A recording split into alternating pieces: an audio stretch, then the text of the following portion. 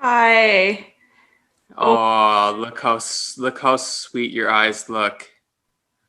I didn't think I would start crying listening to J-Lo. I'm not a huge J-Lo fan, but God, you what a disservice to the gays. Seriously, you need to be a J-Lo fan. I'm sorry. It's just not usually my style of music, but I think she's gorgeous and wonderful, Oh, but I love her. I love her. I just yeah, Waiting for today. Waiting for this morning, not waiting for tonight. that yeah, I'm still actually watching it live right now. So for those of you that are tuning into this particular episode, it is Wednesday, January 20th. It is the probably one of the happiest day I would say for Americans and most Americans. Let's just say in the past, what 4 or 5 years? Wow. I didn't. Yeah, it's interesting how affected all of us have been. We're not even American. No, You no. know, I mean, they are our direct neighbors to the south, but we all get inundated with media coverage. I would say mostly, even as Canadians, mostly American news, Yeah, well, that's exactly it. A lot of Americans don't even know about Canadian politics. I mean, I don't even know much about Canadian politics. I don't even know much about politics, right? Yeah, right? it is super interesting. I So know. Sorry, Dad. Your lawyer, business, political mind definitely did not get passed down to it me. didn't Not penetrate. even close. No, I believe in reality TV and shopping. Oh Lord. Okay. Anyway, Whew, yeah. Well, that was no happy tears. I mean, but yeah, it's and my husband. I mean, Adriano, he has been devoutly following the American news for these past 4 or 5 years, like Yeah, totally. So, yeah, it is interesting though, like what you just said about how Canadians we are a little bit more. Are we more worldly? Like, I don't know what the reason is necessarily behind that.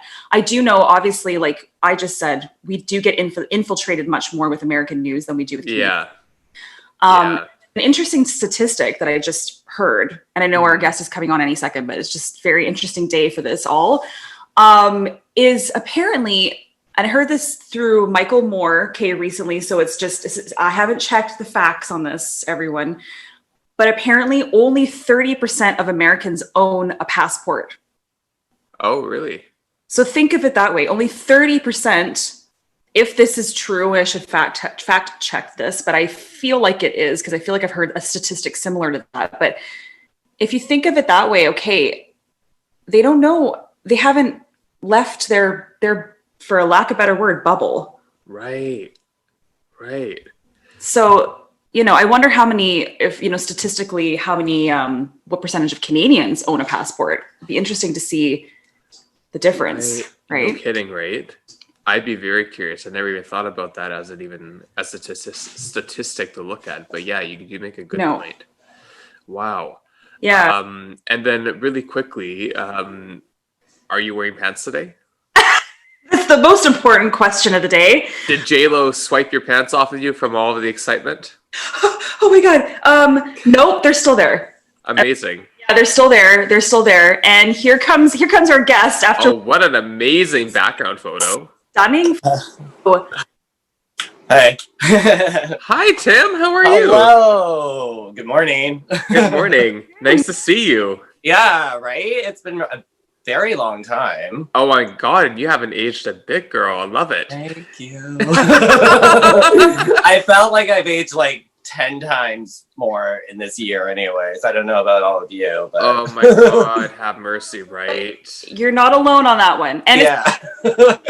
And especially, yeah, I mean, today's been a big day for the US too, right? So We were just like talking about that. 4 years. well, honestly, to me, it feels like, and I'm sure Americans might say the same. It feels like more like 5 years. Because imagine when Trump first started to, rally and do all that kind of stuff. Like it's just. Anyway, I was just saying to Hero, like, and it's nice to meet you. Nice to meet you too, Rachel. Yeah. But no, we were just before you hopped on. I literally, I had just had tears in my eyes because I was watching live Biden being sworn in, and I was just saying, Hero's like, you're not doing the gay community much of a justice, because I said I'm not a huge J-Lo fan. I've never been a huge just laughing about that. Yeah. But she made me cry. Like, yeah. She's anyway. Yeah, what a day. What a day. What a day. Yeah, I mean, you know, and there's still so much work for like so many, especially like and within the LGBT community and everything too. Like there's still so much work, but like there's a bit of like, you know, like we can kind of take a like relief sigh, you know, and like yeah, I was doing some like scrolling as well with like just some of the things on Instagram and stuff like that, like watching like little clips or videos of things that are like, you know, even speeches that like, you know, Kamala Harris even said like when she was not, or when they went through and everything. And it was just like, you know, it's beautiful. It's like, what a historic moment, right? Yeah. For like a person of color, a woman to be even like, you know, a vice president, and with like her, you know, with her experiences living and like with the experience of all Americans, and especially within the different communities other than white, being able to like, you know, now kind of be like, okay, some of us are being represented now, you know, or at least close to like, you know, getting closer to like, you know, making it more, you know? Yeah. And people that are part of the LGBTQ plus community that are being brought into the House in different departments, different ridings, different senates. I mean, I'm nothing about politics, but just reading headlines, it's a huge breakthrough, and thankfully that we can hopefully see more representation of a wider scope of people, including heteronormative conservative white men, like everyone. And exactly, and have them being also like just being able to experience, you know, and maybe even learn and like educate themselves on like the different experiences, like because it's we're far away from even that too, right? And like and I often too forget, like, you know, being like growing up as a queer person as well, and like, you know, I always felt like I was like, you know, in some ways like outside of the, you know, the scope of everything. But I mean, like, I appear to be male and I am white, so I still get away with a hell of a lot.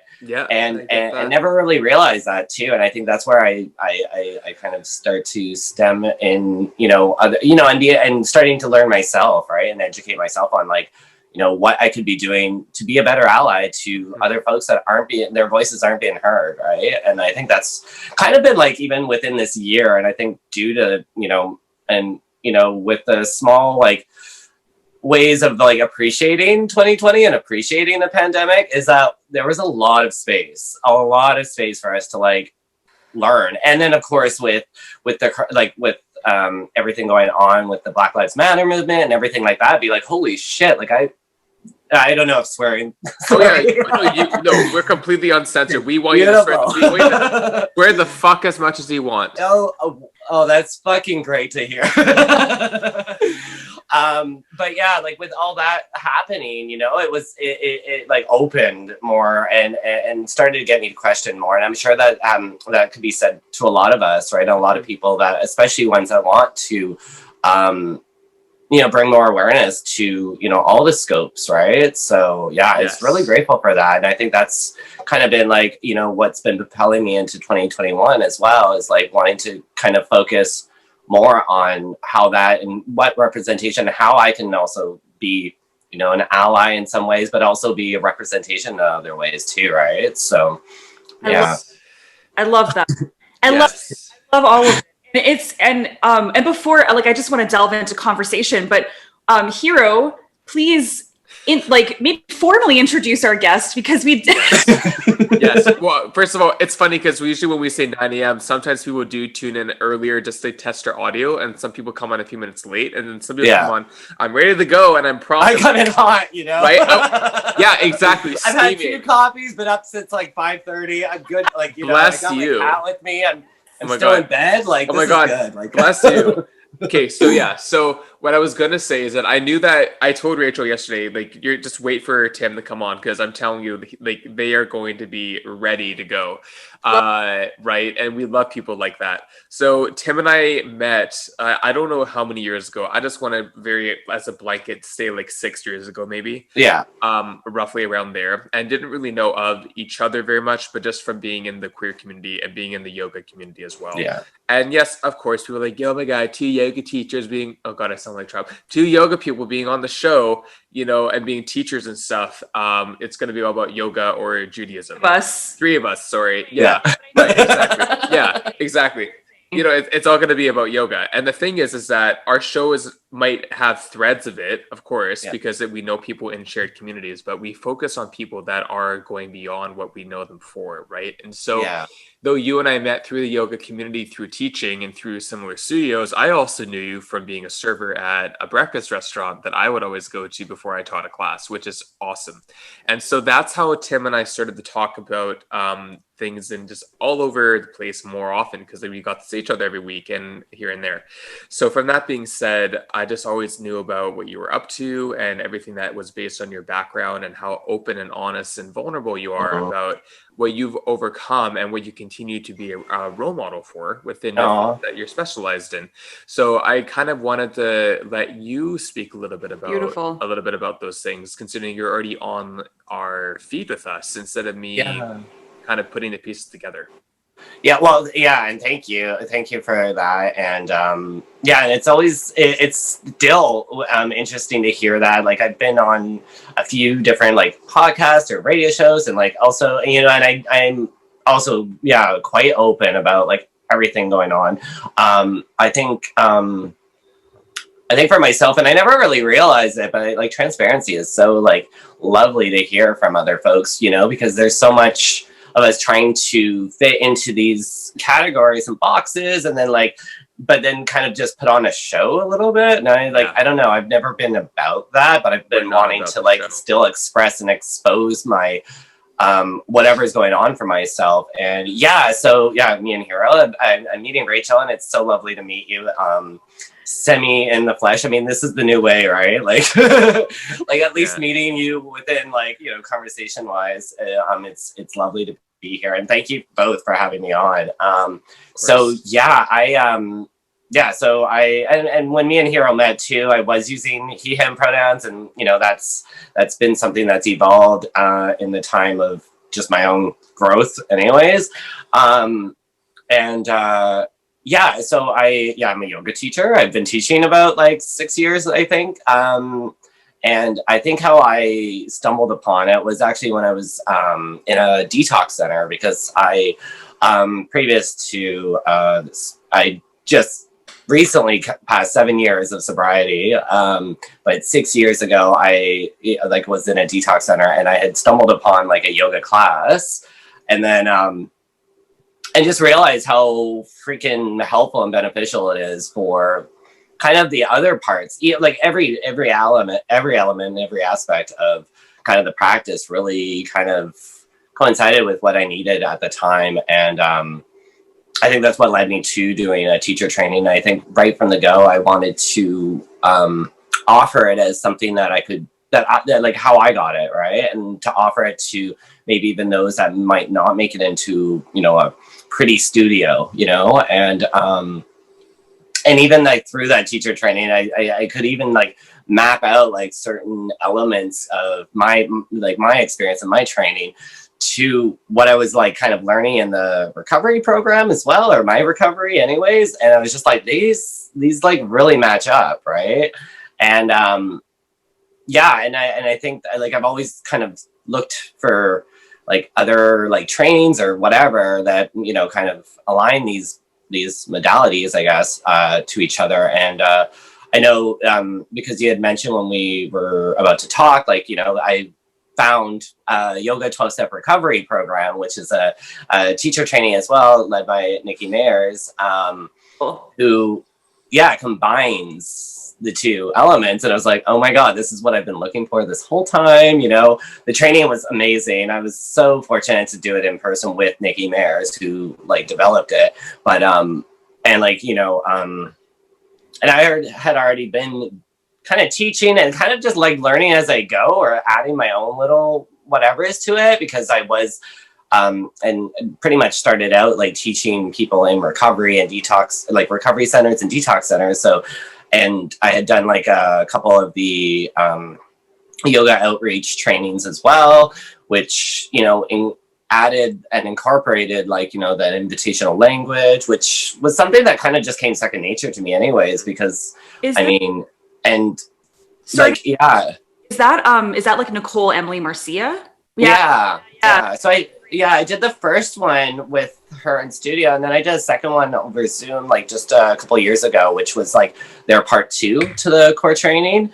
And it added like, you know, a lot more to what I was really like looking for, which was like incorporating inclusion and like, you know, like gender neutralities and stuff like that too, right? Where, you know, there's so many times, and I still notice it even like going into classes where people are like, you know, will mention like, you know, if you're a woman, you're going to feel it this way. If you're a man, you're going to feel it this way. I'm like, how do we know? Like, you know, let's not determine whether or not we're going to feel something, or like, you know, like there's other ways of saying it, right? And then of course with everything else, you know, like colonial is, you know, and like adding all these other elements to the training, which I felt was like super beneficial and super helpful to where, you know, I continually wanted to grow in that in this field, you know. And then 2020 happened. Yeah, no kidding. And like, not that any of that goes out the window, but definitely started to shed light on like and start to maybe like not evolve, but maybe change for myself and what I can make available to folks too, right? I mean, it was really helpful with Zoom and like, you know, and like having Zoom as something that we can still find means of connection and stuff like that. And like right off the gate too with that, because I run in hot, like just like this conversation, I come in like, you know, wanting to do as much as I can, right? And right at the beginning, I was like, you know, wanting to add classes, you know, and like create classes and make, you know, like, and I kind of got burnt out, like, you know, from, I'm not sure, and you both could probably speak of this too. It's just being yoga teachers, right? That like, you know, we wanted to, and I have this like a bit of like savior complex in a way that I want to like save, you know, do everything, right? And it wasn't working, you know. I burned out so fast and so hard, and then there was like, you know, just a part, like, you know, and still ebbs and flows, obviously, right? But I mean, there was moments where I just was like, I can't do that, you know, like I can't do it the way I've been doing it, and so I've definitely and of course over time and over what's available, you know, I've, you know, lessened the classes I teach, which, you know, I as much as I love it too, I think it's really, really helpful. And I think probably a lot of yoga, the people that teach yoga could probably speak of it too, of like that, you know, burnout, right? And I look back and be like, well, how was I doing like 12 classes a week, you know, and still managing to work at that restaurant once or twice a week as well, you know, like I was like, what was going on, right? Because now I'm like 3 classes, I'm like, that's enough. You know? Yeah, it's funny because I feel like during this pandemic time, and when a lot of us have had more time, you know, we've kind of, our time kind of opened up. I think that there's certain personalities, and I'll speak for myself, and I think maybe Hero as well. It sounds like you as well, Tim. Yeah. When we have more time, especially when you're creative, you're like, oh my God, now I can do all these things. And then you kind of just, you bring them all in at the same time. And I did the same thing in the beginning. And you do burn yourself out, and almost when you do have more time. And then there's people that when they have more time, they get lazy and complacent. Yeah. There's kind of like both of those. And where are those middle people? Like, I really want to meet them and see what they're doing. Right. I mean, you know, it only took me like, I don't know how long it took me to find a balance to where I am now, where I don't feel I'm doing too much or too little. But as you said, like, it takes time, and we are so passionate and we have so much ambition. We feel that we can do everything. And that's kind of that savior complex of feeling we can do everything and that we have an unlimited reserve of energy to output, right? I also think I'll speak for myself, but I also feel like I have a hard time saying no because I don't want to let people down. So it's not even necessarily a savior complex. There's a bit of it, but maybe not that I'm a selfish person, but there's almost like a opportunistic. Let's say that again. Well, I think it's just different from what you're saying, but I'm an opportunist, and if I see something that could help propel me to go somewhere that I'm wanting to go, I want to take that opportunity. Yes, exactly. So I don't want to miss out. I get like FOMO. I hate using words, but like I'd probably say that I'm similar, like, because I'm like, this could be, or like, and it's, you know, maybe like, and there's so many levels of it, and it's all often, again, like those ebb and flows and changes, right? Like this will make me feel better, you know, or make me feel like I'm like, you know, participating in like, you know, society, or it will allow me to, you know, get over you know, something that I've been like wanting to do anyway, you know, or fear, or whatever. Like it's always kind of pushed or driven in different words or different ways, depending on the day of the week or depending on the day of the or time of the day, you know, like it's, you know, and for like, for me, and I think, they're over time anyways, or over this, you know, this journey of like this discovery anyways, I think I finally found like this kind of, you know, where I'm like, I don't need to be on show all the time, because it is, you know, and like I'm somebody that does like notice, like I can be turned on, you know, like I turn myself on when I'm kind of performing in a way, right? Whether or not that's a yoga class, whether or not that's serving, you know, I put the, you know, depending on who I'm you know, like the types of folks I'm serving even, you know, and then like when I get home, I'm fucking burnt out, girl. Like, you know, like I am like, I don't want to talk or see anyone. I like, you know, cancel all plans. Zoom fatigue was a big thing too, that I was like newly developed, like, you know, way, you know, and because I like I was so grateful, like during all this, like there was a quick transition for even like, you know, meetings and stuff, and like recovery meetings and stuff like that I go to, that like, you know, moved right to Zoom, right? But then there would be like, and it makes it so accessible, and that's what I really love about Zoom, is making it super accessible for anyone, because there's folks that might not be able to make it out of the house anyways, right? So like that's kind of where I thought, right? But then of course, like I'm at home and I'm like, do I really want to turn into this meeting for an hour, or do I really want to catch up on another like replay of The Office? Like, well, how many times have I replayed? And like, I can't even count. Right, but that's completely it, though. Oh, it's on. And I was going to actually, that leads into a segue into a question that I had about the difference between like the meetings that you go to.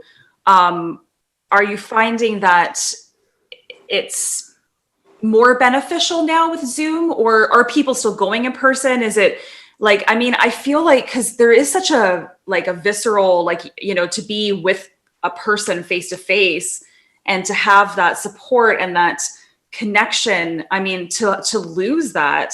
Oh, yeah, and that's the whole thing too, because, and like what I found with myself, and like the type of person kind of going in with that whole like being on in front of people, and then being like, you know, and there's like kind of a balance of like because I mean with addiction and with folks that are recovering and stuff like that, isolation is one of those things that like happened, you know, like I mean for myself, I can speak only of myself on like when I was pretty heavy into, you know, substances and stuff like that prior to getting clean. Like the best part of that was like being on my own, and then like cramped into like a, you know, like a dark room basically, and being able to like do that because, you know, that was the safe area, right? And then like the whole idea of like kind of getting past that is community, right? And having folks to talk to see, to meet up with, all that. And to answer your question, Rachel, so like it's really helpful to have still these meetings, and however the format, whether or not there are some in-persons, of course they've had to like, you know, it's resulted in having like a certain amount of people that can come, you know, into a space, obviously, and like wearing masks and stuff like that. Like I think I've only been to like one in-person meeting last year, over during like the beginning of the pandemic or whatever, and there's only, you know, a certain amount of people allowed in that space. And there is something about being with people, being face to face, you know, doing that. And I mean, there's still kind of that safety of, for folks maybe to meet up like one-on-one, you know, but like in big group settings, obviously we know that it's not really something that we can do at this time.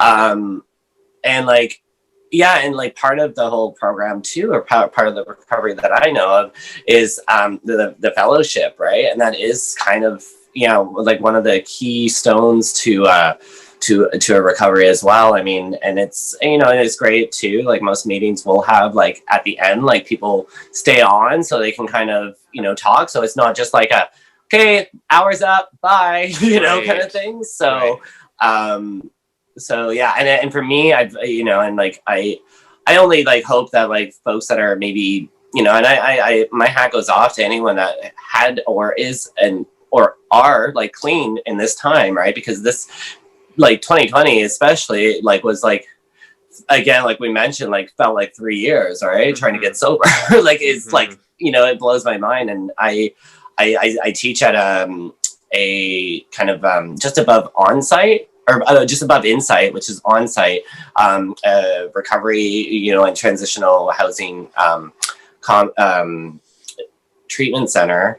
And like, yeah, I'm like, there are folks, you know, trying and attempting or there getting clean or, yeah. And I'm just like, I don't know how I would have done this in this time, right? Like I'm very grateful to have had like a bunch of years that I get to know, I know a little bit about myself and how I kind of act and when I need to reach out. Sometimes it prolongs itself, you know, and like I go through little ebbs and flows of wanting to even be in the meetings, right? Or being in recovery. But I mean, I thankfully have like already kind of like a solid, you know, group of folks that I do have to reach out to, including, you know, like all those top players in my recovery, right? So I mean, like this is a community, it's a we program, right? Like they say, not a me program, you know, it's, you know, but it is about me as well, right?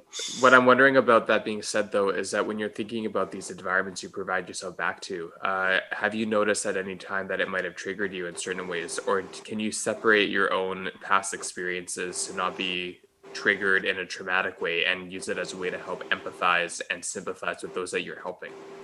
Yeah, sorry, I missed the first little bit of that. Would you mind repeating that? No, not at all. So like when you go back to being in these facilities that you once were part of that helped you support your own placement to where you are now, have you noticed in these times when you are helping these people that are from before, do you find that it helps you, like, do you find that it triggers you to kind of go back into a place from your past, or are you able to separate that in a way that gives you that empowerment and to not put yourself in your past? Like, does it trigger you?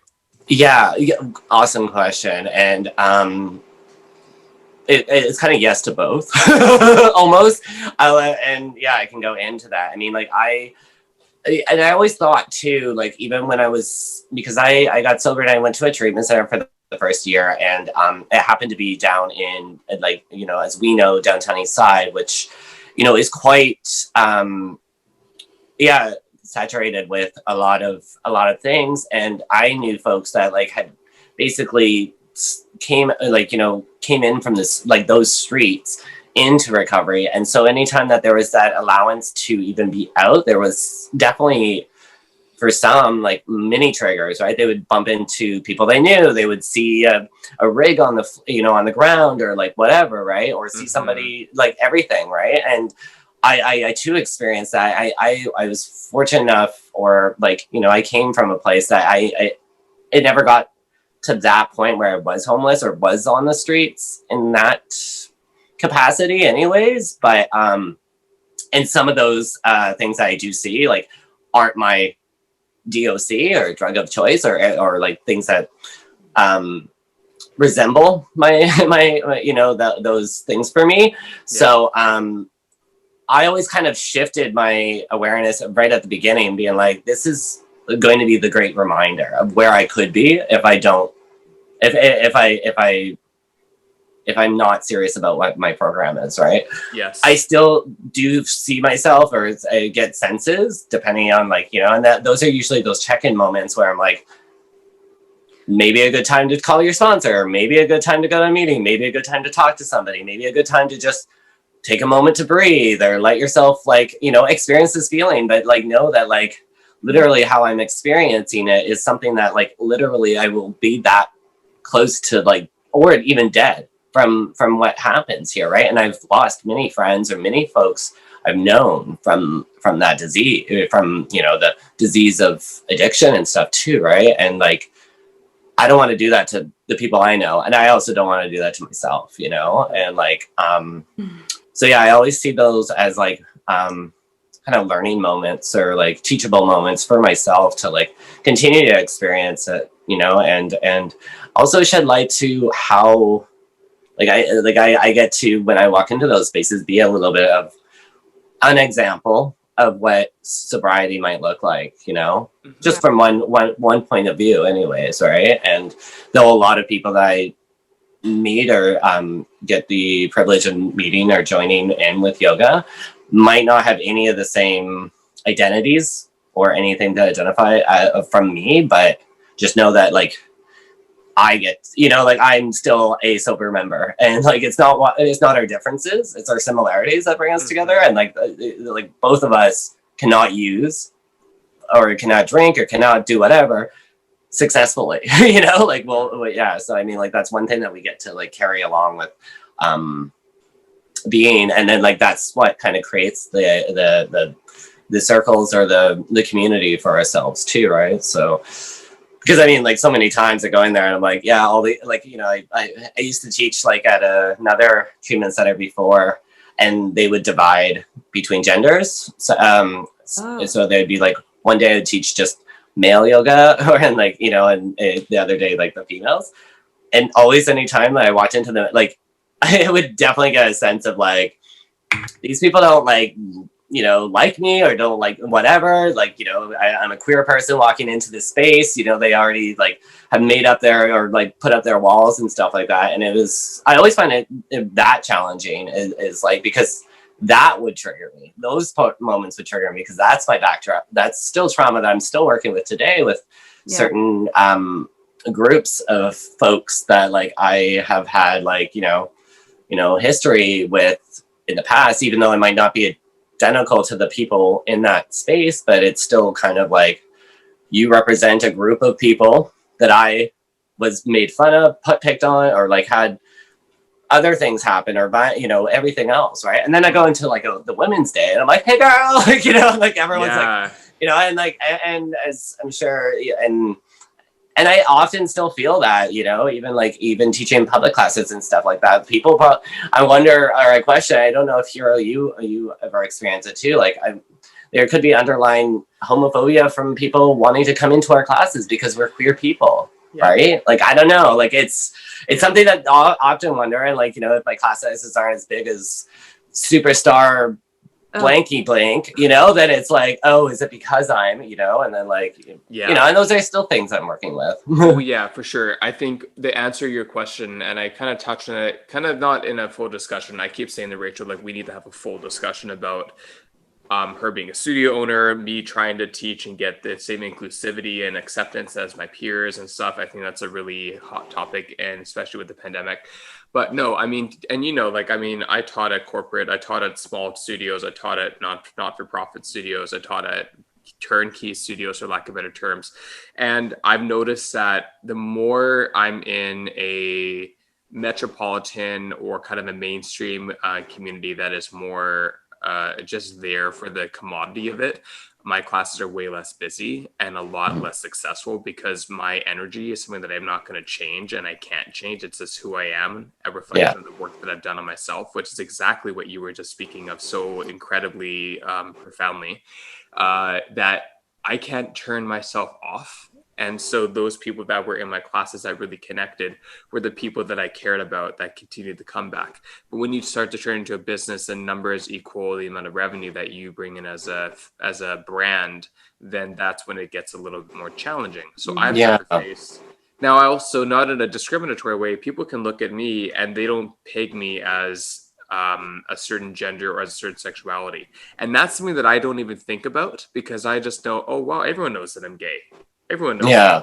everyone knows that I'm white. Right? It just dawned on me that, like, you know, people's depiction or what they view of you in their mind is it could be totally different from what you put out there. It's so true. And it's like, it's so many layers. And I mean, like, and for me even to mention that too, I think it's like, and here, like, great point on, yeah, like on the different levels in which we approach even, you know, teaching and stuff like that too. And I think these were more like less examples of when I was hustling, you know, and when I was looking to, and again, that savior complex, but also like the, you know, like, wanting to get the masses and it, you know, and again, for all those different reasons, right? And they always stem from like, you know, something that like will make me feel better. More people will see me, opportunity, you know, all this stuff too. Right. And like, because in the end, what I love is a small ass class with wonderful, lovely, you know, like I used to teach at Van Dusen Botanical Gardens and it was all like 55 plus and they were probably some of my absolute favorite. They came every week. Didn't like the fact that like, you know, we had holiday moments where they like, you know, they're like that, you know, kind of screwed up their like their weekly schedule or whatever, right? And like and of course the detox centers too, because like people voluntarily wanted to check out yoga and then got to have that first experience like I had that first experience, right? It is a little more challenging when you are trying to you know, and be helpful for the studio owners or like the new studios, because I mean like I had recently like I am a part of a studio that had just opened up during a pandemic, like, you know, and it's so lovely to be a part of this studio and it's so wonderful and like all I want to do is, you know, like grant them what they deserve. Like they deserve to be, you know, highlighted, especially given them a lot of their what they want to provide to the community, which, you know, is in line with so many things that I believe in, like, you know, gender neutrality, you know, and body neutrality, you know, like, you know, fuck this, you know, gym, you know, the culture, the diet culture and all, you know, that kind of stuff. And like, you know, super inclusive, you know, and like, you know, like just a one bathroom type deal, you know, or like, and every teacher says their pronouns at the beginning. And like, we've all been trained or we've all had the yoga outreach training and stuff like that too. So so it's like a beautiful like space, which I think is so like Vancouver is so ready for it, or, you know, and especially was prepared for this prior to a pandemic. Yeah. But then trying to run as a, you know, like it's like, and they have a great community started and stuff like that too. It's just like every once in a while, like I might have a class canceled because nobody has signed up, you know, and then I'm like, is it me? You know, like it's like,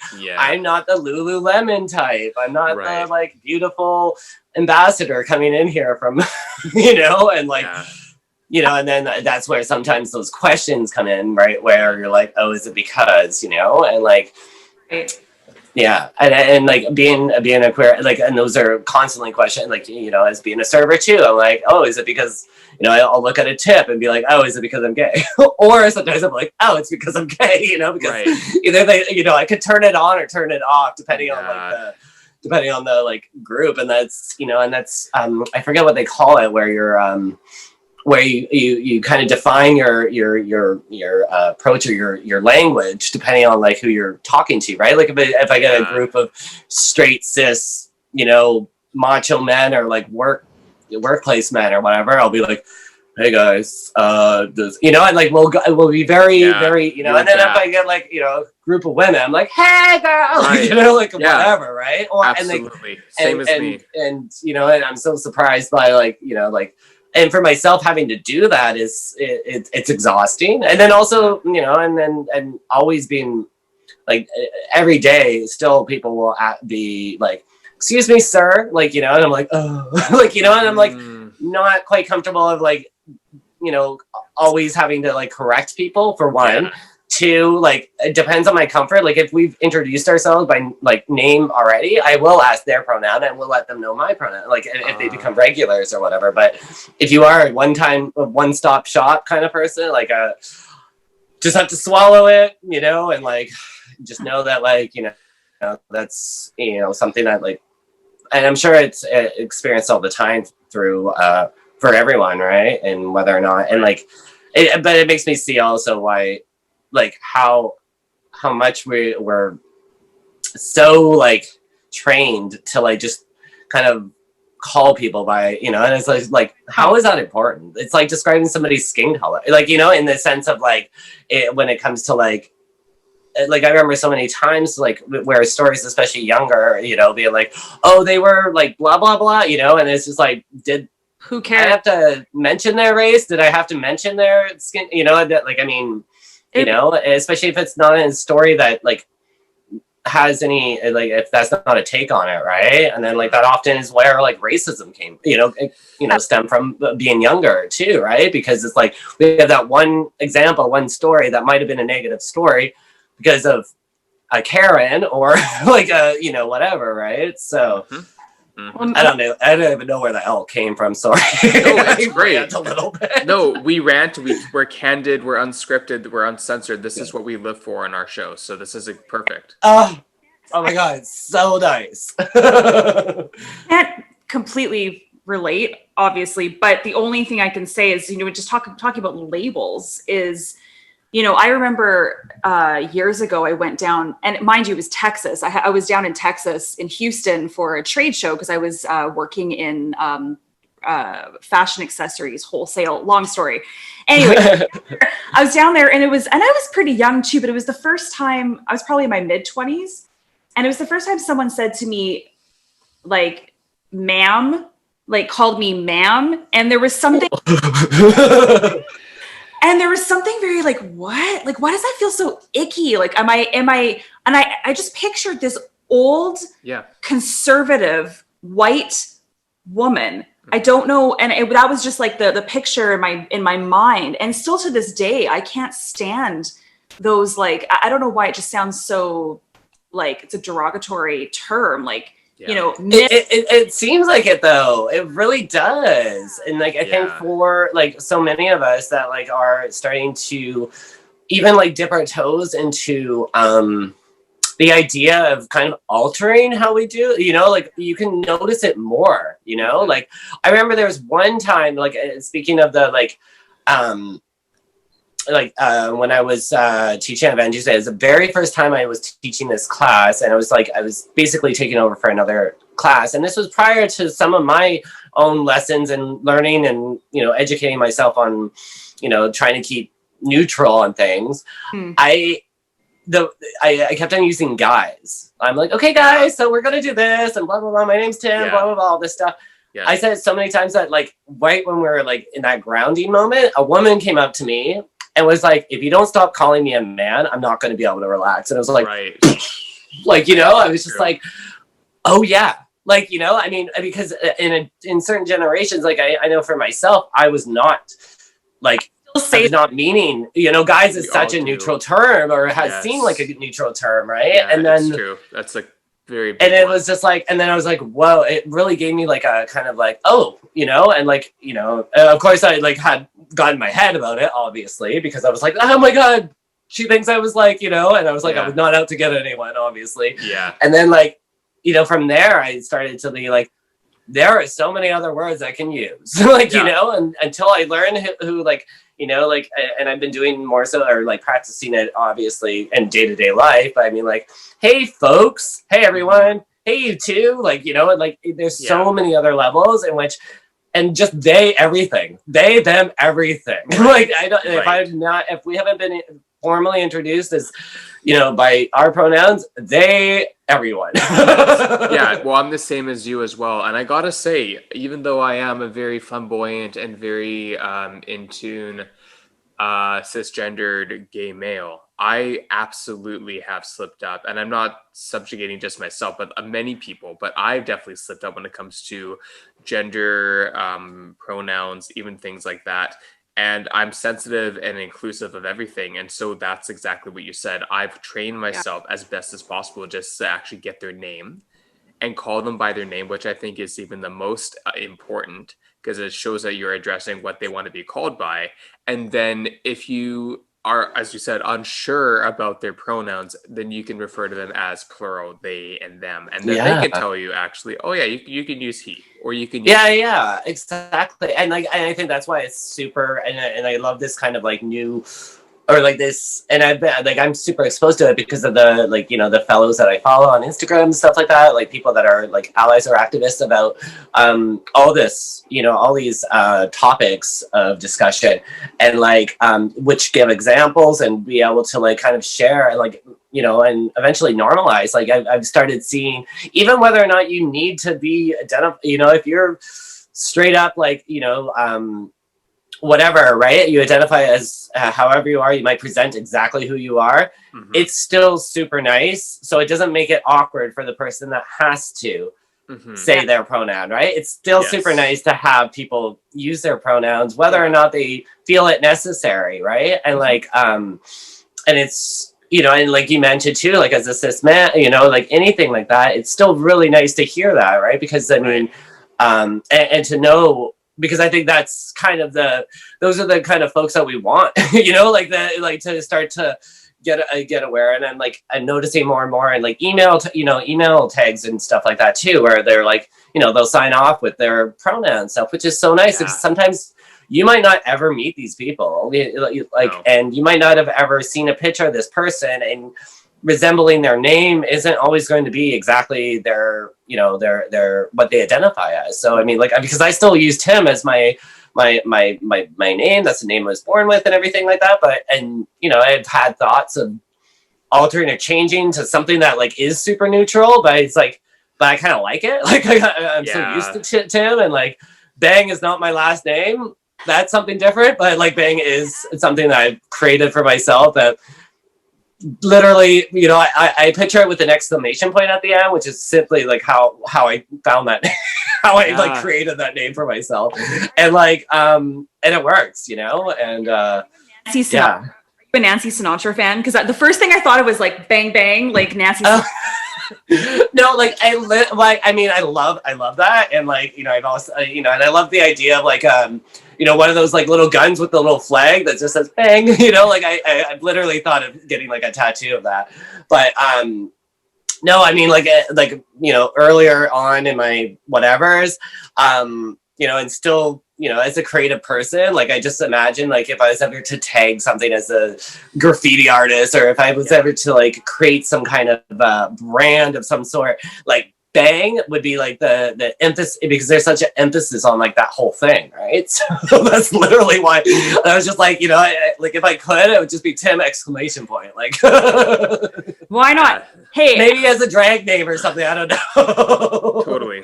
There's two things I want to say. Number one, just because of what you just said, there is someone that we both know who is someone that I met actually on a birthright trip to Israel as two Jewish people. And his name is Spandy Andy, and Spandy Andy, who I don't know who that is, but he used to dance in spandex and like English Bay and stuff like that. So he legally changed his name to Spandy Andy. Like that's just amazing. and he that's one little thing. But what I really want to know is, just because I want this to be a platform for not just being open and vulnerable and transparent to people, but that other people can hopefully learn and be educated, that maybe they've never listened to a conversation like this before in their lives. Like we definitely have a lot of different listeners and different people from different walks of life. So my question is, and hopefully you're open to talking about it because you kind of mentioned it. What was the transition like for you, or because you did go by he, him? Yeah.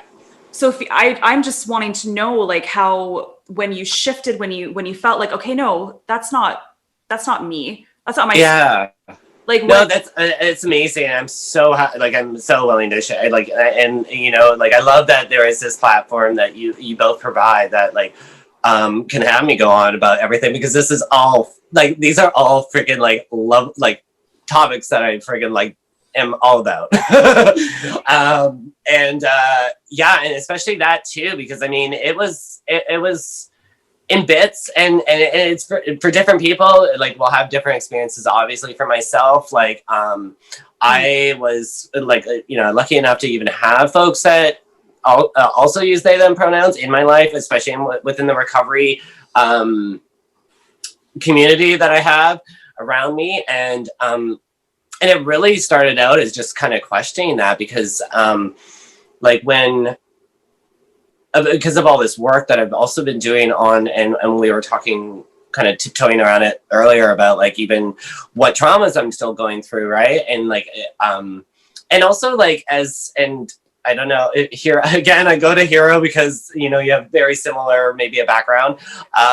There is this kind of like this, it comes up anyways for me, this expectation of what a gay man's supposed to be, and when it comes to like dating, and when it comes to like dating like online stuff, or like any kind of there's this kind of like cookie cutter feeling of what, or like like projection of what we're supposed to be, right? Or what the G means in LGBT, and it's often white. It's often like able-bodied. It's it looks good and without a shirt on, and gray sweatpants, and and like, or whatever, right? And like there's that, and like I think I finally was kind of like, I'm not going to be that, and I also don't want to be that, like, because I mean there is so much room, and there's so many letters in this community that one isn't going to be a one shot pony. I don't know if that's a yeah. And like I don't identify that way. I do not, like, because I like, I started to kind of like just kind of develop in myself that I was like, wait a minute, like if I kind of lean away from that idea, then I don't have to compare myself to it either, right? And like, and that's for me in my journey, and my part of the reasons why I do. And also, as growing up, like I fought myself from being a cliche or a stereotype, that I like so much that I never got to go into some of these things that like maybe might have been too gay when I was growing up, like something that I'm just learning is like, sewing. I've always, there's that like little dream in the back of my head. I'm like, I want to be a fashion designer, kind of thing, right? Yeah, that was me. And like, I fucking like shoved that so far away from me, or like, using my hands a lot to talk. Yes. Lip risking it, Right. and like, because I mean, people knew I was gay before I knew I was gay when I was growing up, and I came from a very small town. And then, so like, I tried to lean away from some of those things that like, and a lot, and being feminine or being effeminate or stuff like that, even though, as a thin person that has the occasional, lisp and, flailing of the hands, whatever. All the stereotypes. Like, why? But like, I hit all that, and now there's this like, this, I don't want to say movement, because it's always been happening. It's been happening, but it just hasn't been like, any light has not been shed on it, because it's because of the patriarchy, because of, because of colonials, because of everything, and that has been so hidden. And then of course, the only things that are representing us is the G in the LGBTQ community plus, and like, yeah. And I think for me, I just wanted to move into me, and like, and just like yoga, where I was able to feel myself in body and other places, mentally, emotionally, physically, and all that. I wanted to be that in me as a person walking the earth, so other people could also, whatever. And, and it's still a journey for me too. Like, I mean, I enjoyed 2020 being able to be like kind of held up in my room every once in a while, being able to experience putting a dress on, or experience, I got 2 earrings pierced, because when I was growing up, you could only get the one side pierced, I got both pierced, and I have pearls in right now, you know, like that kind of shit, right? And like wanting to kind of grow my hair longer, but not just to look like anything. I just want to be able to be comfortable to wear whatever. Right. And, you know, it's super cool that like, you know, as one example of it that like made it more mainstream. Of course, there's moments of problematic about it, but like Harry Styles on the cover of Vogue wearing a dress, and it was like, you know, people were wearing dresses well before Harry Styles was doing it, but I mean, you know, make it fashion, and then what, you know, and I love it. I love him. I love, you know, I love the idea that it did spark conversation about this, and where people are starting to lean into thinking maybe like the construct of gender when it comes to fashion, maybe we can like, you know, start to like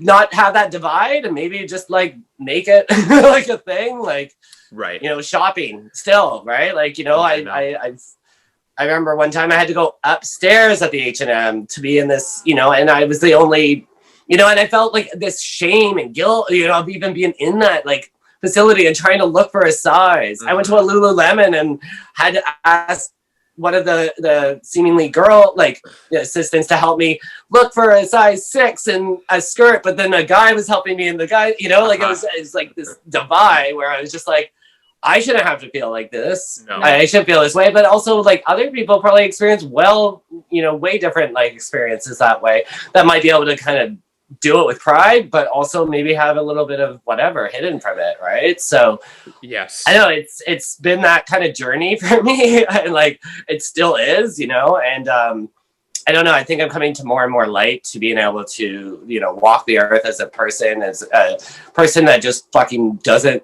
care, but kind of does. Well, yeah, you want to be able to, you care because you want to make a difference in how people perceive the future and the people that come after you, or that come after you while you're still here in this physical body. Yeah. And then also you don't want to care, because if you care too much, then you also are giving power, in a sense. You're submitting yourself to suffering. Yeah, no, totally. And like, that's why it's so lovely to have like just like even like certain outlets to be able to express, again, like this podcast, but also like you know, even just like my gram, you know. And it's so interesting where I see the flexes of like, you know, like, you know, and then like the admiration or like the support that I get from the folks that are like, you know, in those realms too.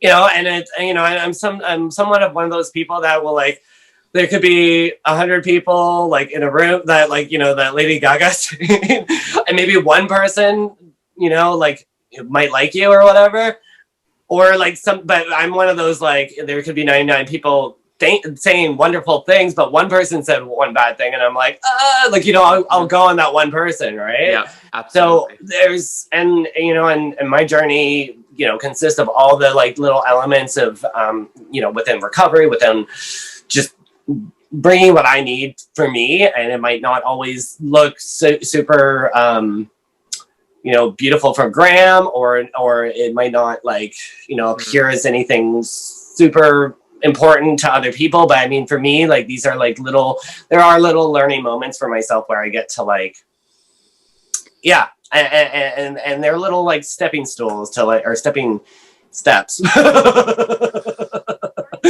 like, you know, and to, you know, eventually growing, or just, you know, continually growing. And that's what I'm all about, you know. Same. I'm so happy that, I mean, I'm hopeful for this next generation. They don't have to deal with as much trauma, self-trauma from being who they are as our generation was. I can't assume how old you are, Tim. I have no idea how old you are, but are you, I'm not, I just don't look at people that way, and I don't really, I'm also really bad at telling age, but did you grow up, were you, like, when were you born? Or what era did you grow up in? I should say. I was, so I was trying to think of like a kind of a funny way of like saying, okay, so do you know the movie The Last Unicorn? Yeah. Either of you?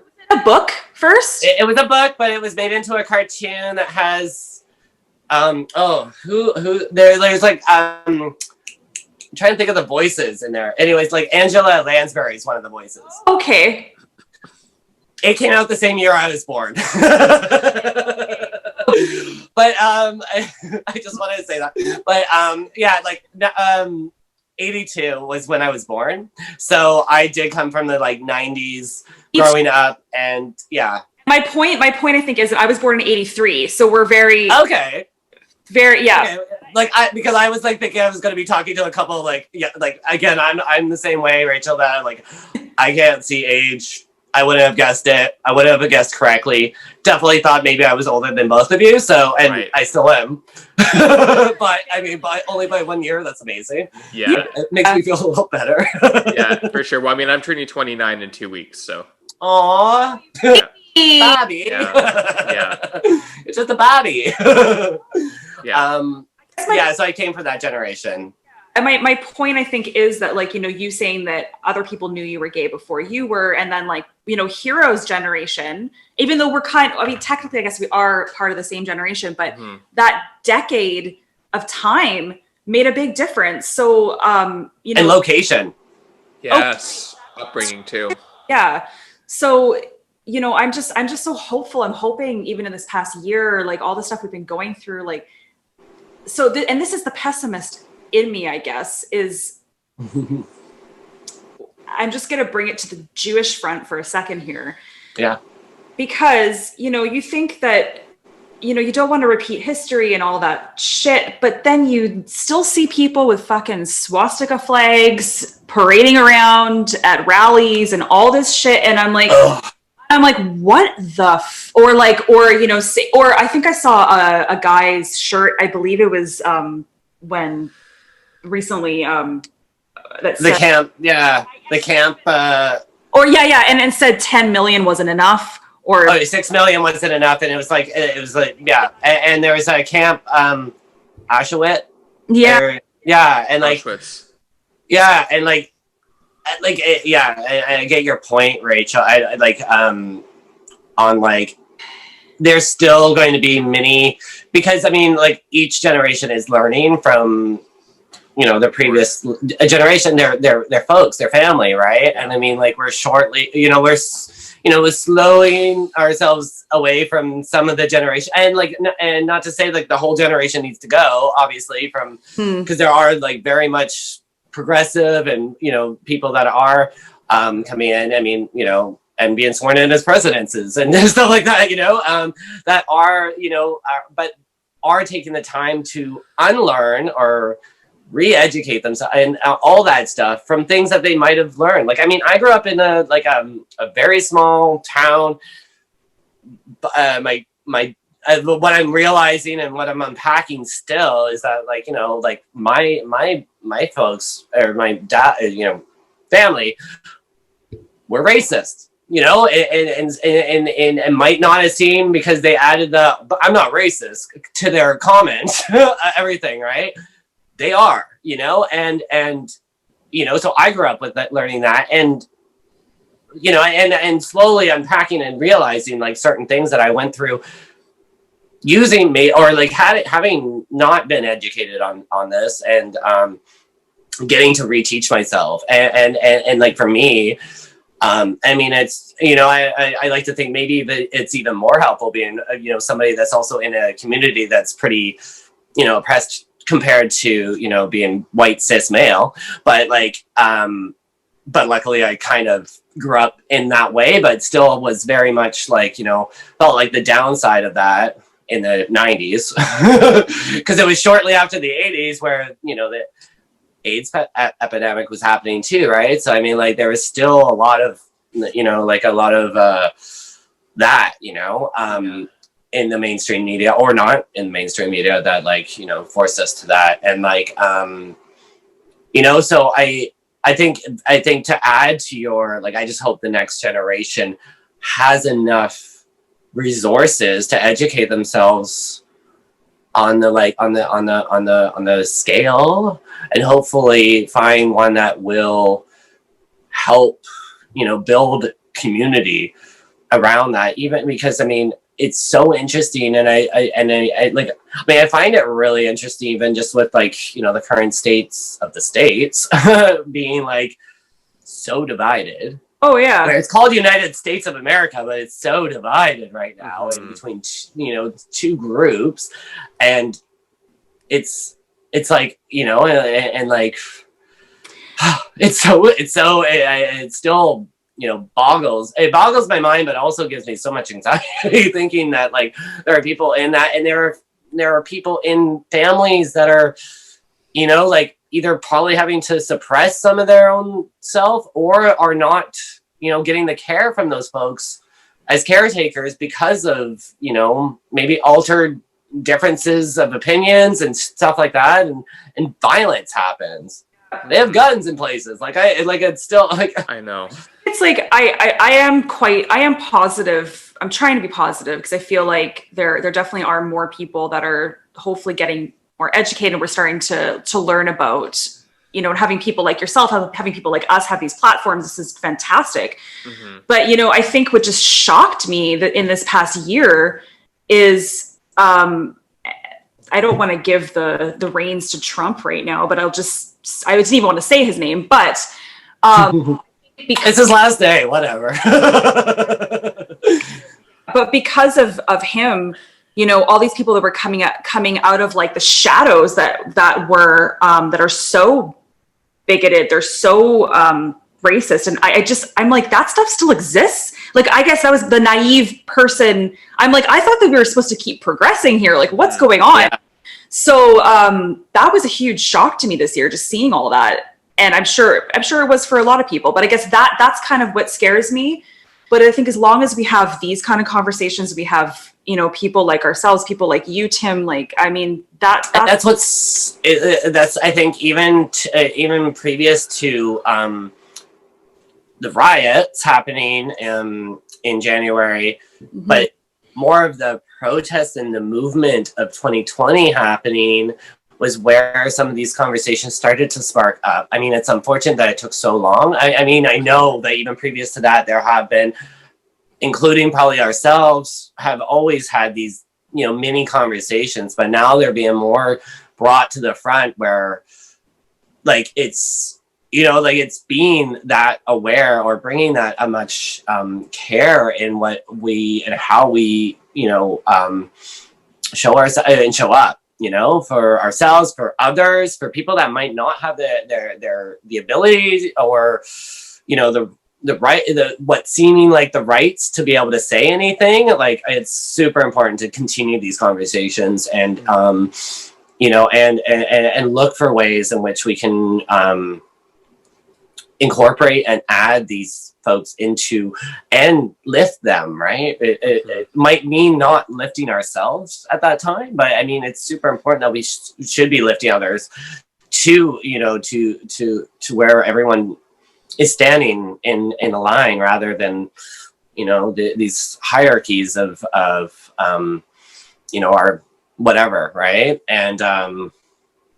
And like looking, yeah, and again, maybe not looking at the differences, but like looking at our similarities, but being able to, like, you know, not use our differences as something that like divides us, you know, like, because there's so much we can learn from every single person or every single experience, and that's kind of like the whole take on it. And like, yeah, like it's. Yeah. You know, much as I don't want to have a conversation with like a Trump supporter or anything, and I think I deleted most of the like people that I've seen that were supporting that on my Facebook. But there is kind of like, you know, if you come into it maybe, or somebody, you know, and I'm fortunate enough not to have any trolls or haven't had experienced any trolls yet, where like you know, but I mean, like, I do see it other platforms and other people that might have that experience where they come in with like using the love and basically being like, I see you. You're probably hurt in some way in which you're reacting to what I'm, you know, how I'm showcasing my life, you know, and like there is this way that we can, you know, and, you know, I see you and don't, you know, like, you know, I hope the best for you, rather than like, you know, be like, fuck you, you believe in God, or fuck you, you're whatever, right? And like, No, It's so interesting. I know. I love that going that route instead of going, fighting hate with hate, right? Yeah. I mean, and that's well and said, especially when I can say it lovely, because I mean, there are still times where I'm like, and that's again where I think I've had the ability to, or I'm still learning the ability to like really be like, what is it that I see in them in myself, kind of thing. Like, why am I reacting to that person being that way? And there's probably like a mirrored thing, right? Like in ways, like, because I don't think I'm that good, where I'm like, trying to like bring down somebody else, right? And I think that's essentially what's happening, right? Because I mean, like, so many, when Black Lives Movement was happening, there was so many on the alternative side being like, they're rioting, they're looting, like blah blah blah, and like, we wouldn't do that if the other case was around, and then we see it, and it was literally like a riot, and it had nothing, and it was just like it's just like, so I mean, like, you were negative towards this element, but you basically did the exact same thing, and you're on the alternative side, or on the different side of things too, and you got away with it, where these people, like, there were lives lost, like more lives lost in amongst those movements than there were in the riots, and a lot of them were just like kind of like I can't quote the ways in which there had been like one person shot, but like there had also been like a heart attack, and like other things that happened there,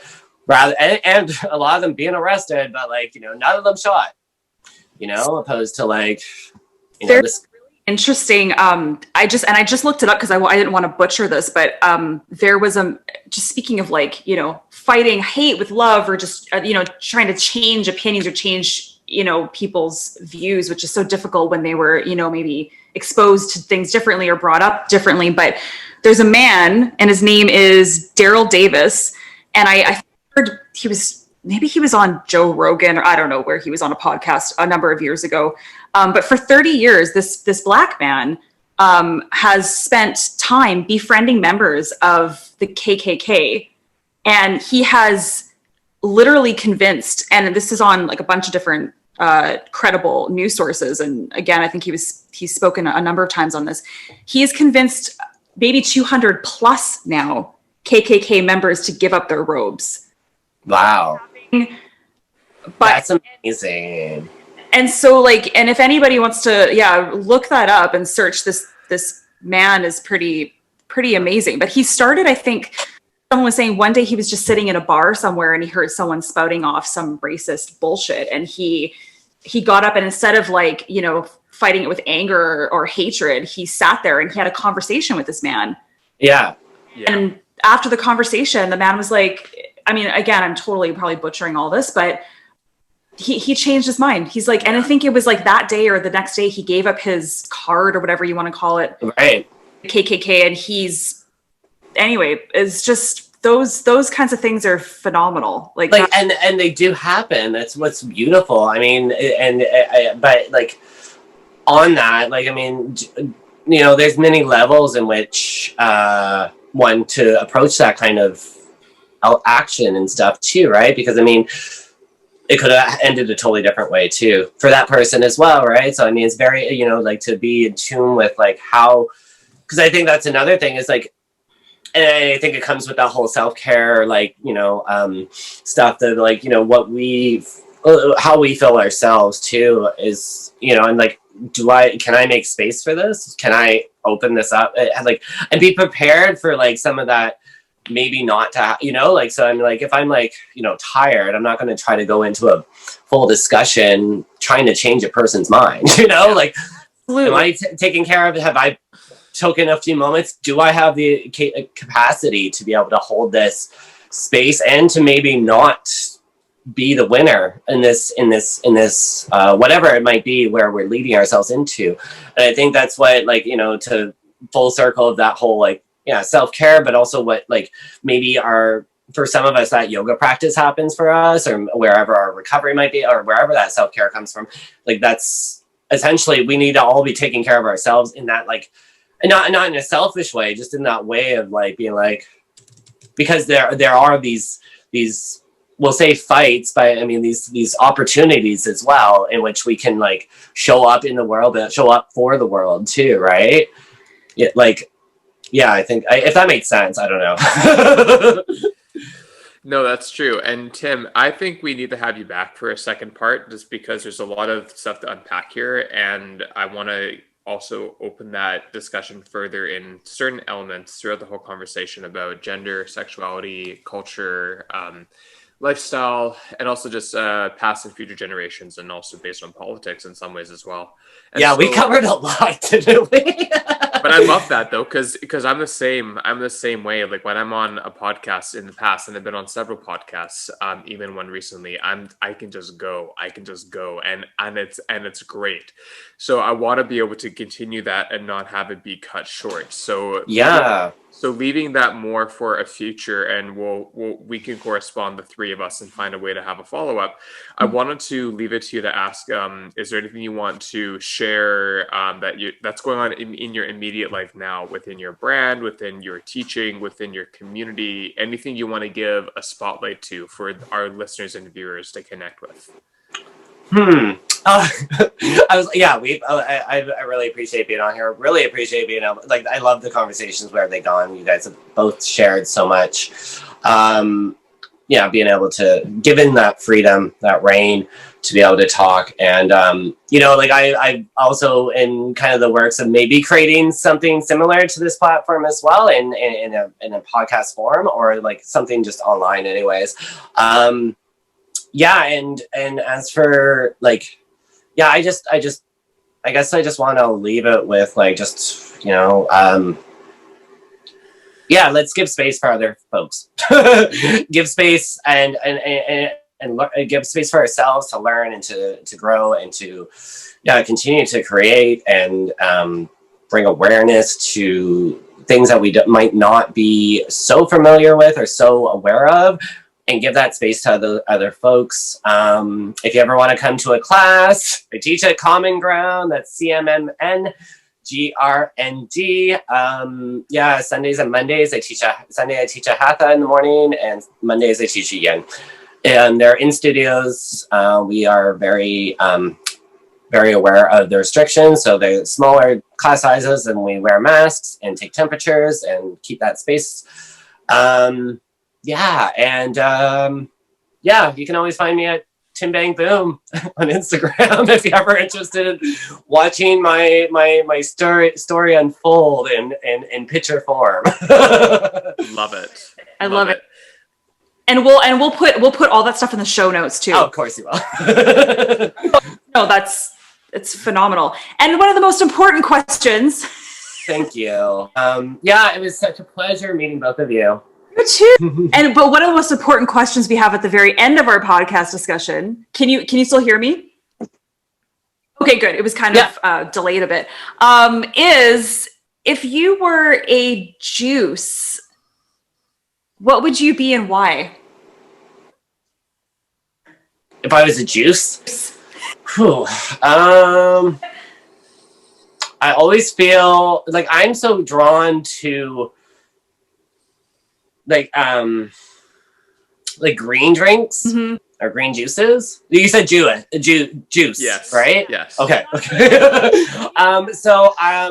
probably include like kale, ginger, some kind of, and it'd probably be in like more of a smoothie form. But you'd probably get a kick of like a cayenne pepper or something in there too, because I'm a little hot. Yes, I love it. Spice. Yeah. Totally. Well, thank you so much, Tim. It's been so great, so lovely. I knew that when we were going to have you on that it would be nothing less than what it was, and I'm excited to figure out a time for us to re-continue this conversation as well. Me too. I would adore and love that. It's been a pleasure. Amazing. Thank you, Tim. Thank you so much, Tim. Bye. Bye. Thank you. Take care. You're welcome. Take care, you too. You're welcome. Bye.